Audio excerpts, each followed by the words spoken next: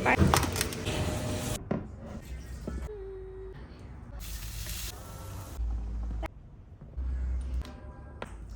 Bawang putih kecil-kecil.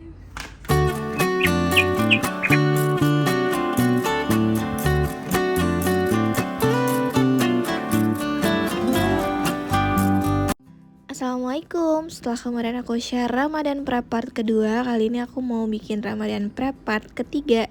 Kemarin aku ke supermarket buat belanja dan menambahin sayur dan juga beli ayam daging gitu. Aku ke supermarket karena aku udah sampai pasar tapi hujannya deres berangin, udah ditungguin gak reda-reda, jadinya ya udah ke supermarket aja. Tadinya mau beli di toko frozen kan biar murah, tapi karena kan kalau frozen dia tuh bakal lama banget cairnya, takut nggak keburu buat masaknya, karena aku pengennya hari kemarin tuh langsung beres semuanya. Ini semuanya tuh beres masak udah jam 11 malam. Agak encok ya, tapi akhirnya bisa istirahat nih beberapa hari ini. Selanjutnya aku mau bikin marinasi ayam. Ini marinasi kering, jadi aku bikinnya di tempat terpisah dulu deh biar nggak zonk, biar rasanya tuh beneran sesuai sama selera aku. Takutnya kalau langsung ditaburin ke ayam takarannya tuh kurang-kurang. Untuk bumbunya aku pakai bombay halus, bawang putih halus, terus pakai paprika, garam dan kaldu, juga oregano. Ini tuh bisa masukin apa aja sih sesuai selera yang menurut kita kira-kira enak. Nah untuk ini tuh rasanya wangi banget kayak bumbu Indomie sih sebenarnya. Jadi biar nggak khawatir nanti rasa ayamnya kurang-kurang, jadi ya udah dicicipin aja. Setelah tercampur rata dan dicicipin udah enak banget, aku balurin ke dada ayam. Ini tadi dada ayamnya nggak aku potong-potong, nanti mungkin buat 2 kali masak kali ya. Karena biasanya dada ayam doang tuh kalau dimasak kayak ngenyangin banget, apalagi kalau dimakannya pakai sayur. Sudah, ini tinggal dibalur aja semuanya. Aku pakai semua bumbunya. Nanti satu lagi bumbunya beda, terus nanti bakal ditambahin minyak ya, sekitar 1 sendok. Untuk penyimpanannya nanti disimpan di freezer, turunin 12-24 jam sebelum masak. 12 jam cukup kali ya kalau fillet-fillet gini. Nanti tinggal di grill, bisa di air fryer atau oven juga. Untuk marinasi yang kedua aku pakai mustard. Ini mau bikin honey mustard, ada mustard, terus juga ada garam dan lada hitam. Terus untuk bumbu keringnya aku pakai rosemary. Ini bisa pakai yang seger ya, aku nggak ada ya. Jadi aku pakai rosemary kering, lalu ditambahin madu dan nanti itu terakhir ditambahin cincangan bawang putih. Jadi ini pahit, manis, wangi, enak sih menurut aku. Nah ini aku tambahin bawang putihnya. Nanti semuanya aku tulis di deskripsi, tapi karena kita bikinnya terpisah, jadi ini nggak pakai takaran, dicicip-cicipin aja.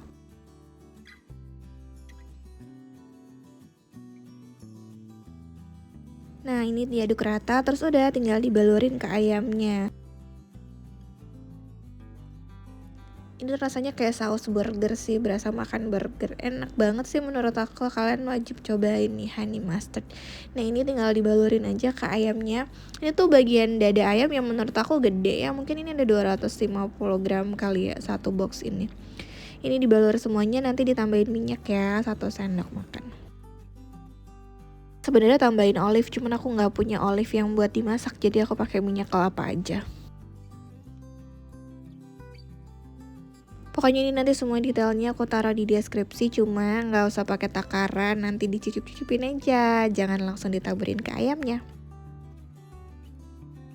Nah yang tadi ya aku kasih minyak juga, terus udah ini semuanya dibalur-balur dan semuanya disimpan di freezer, diturunin 12 atau 24 jam sebelum masak.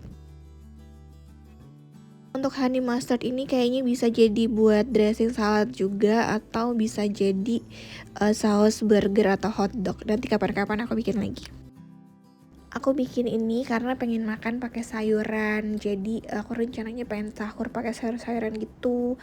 Tapi bisa pakai nasi juga sih, dan pakai roti juga oke banget. Selanjutnya mau bikin daging tumis seperti biasa. Ini buat tambahan lauknya Kairo, bisa buat nasi goreng, atau nanti bisa juga buat ditambahin bubuk kari dan telur daun bawang buat martabak telur.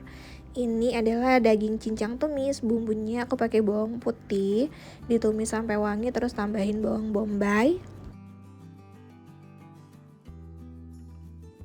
Ini bombaynya ditumis juga sampai dia wangi dan layu, lalu nanti tinggal dimasukin dagingnya.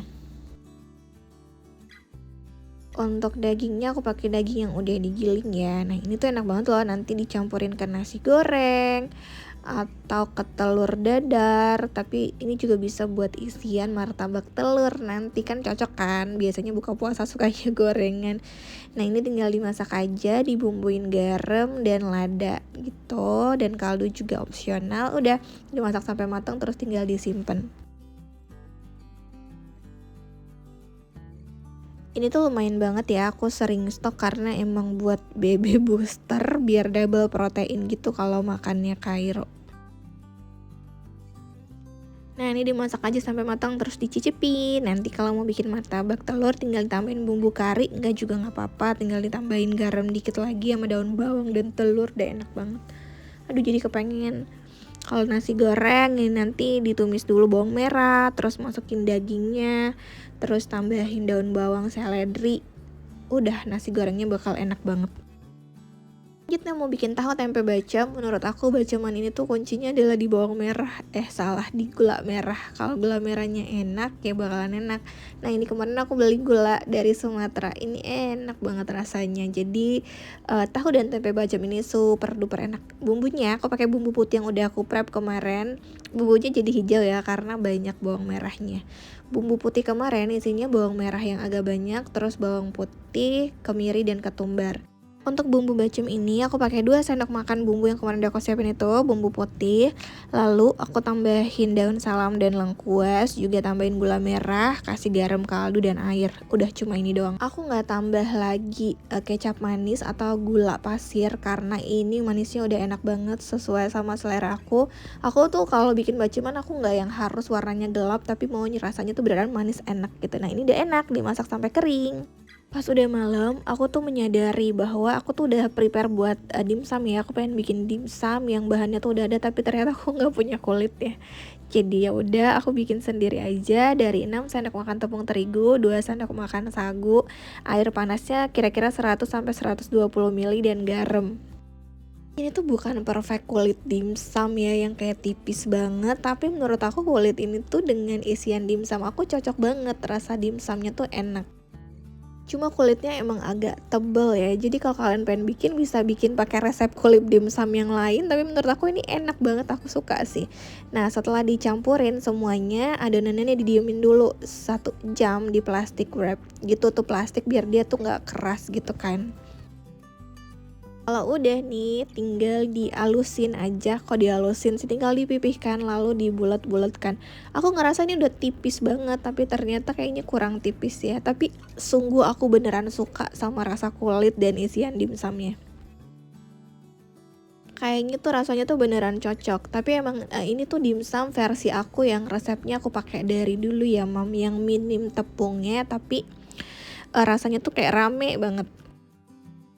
Dan maafkan lagi aku tuh nggak begitu menakar ini semua, jadi kalau pengen bikin kayak gini pas abis dibumbuin mungkin bisa digoreng sebentar kali ya buat dicicip rasanya udah pas atau belum. Ini aku pakai ayam sekitar 300 gram, terus ada cincangan udang dan juga bombay, lalu pakai apa sih namanya tuh labu siam yang udah diparut dan diperes.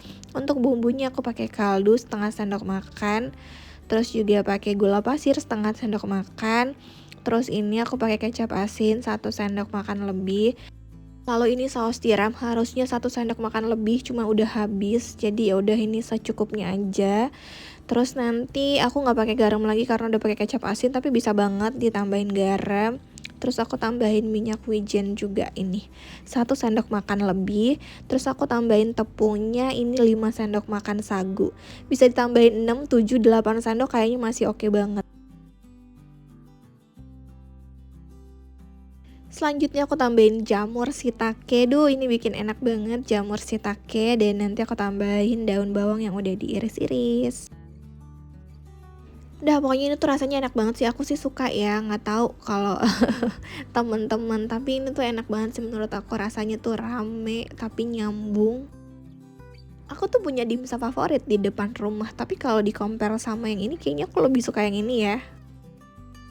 Bukan karena masakan sendiri sih, tapi ya aku suka ini. Nah, ini lagi dibungkusin sama pakai. Aku agak bingung karena kan ini kulitnya aku bikin sendiri. Biasanya tuh kita tinggal taruh di 2 jari tuh gampang yang ngebentuknya. Ini aku agak ribet. Jadi udah deh pakai aja yang beresin. Siapin si wortel nyambi cuci piring. Nah, ini ada wortel parut di atasnya. Ini kalau udah nanti tinggal dikukus. Kukusnya dikukus 10 menit lalu disimpan frozen. Gitu nih jadinya seperti ini. Ini ada jahe dan bawang putih buat ayam pop. Ini ada 2 ekor ayam kampung. Aku bumbuin bawang putih dan jahe yang udah dihaluskan. Ini tuh pokoknya yang banyak bawang putihnya harus banyak banget. Terus aku tambahin serai dan daun salam. Lalu aku tambahin air kelapa. Ini aku pakai air kelapa muda karena udah deh yang gampang dibeli aja.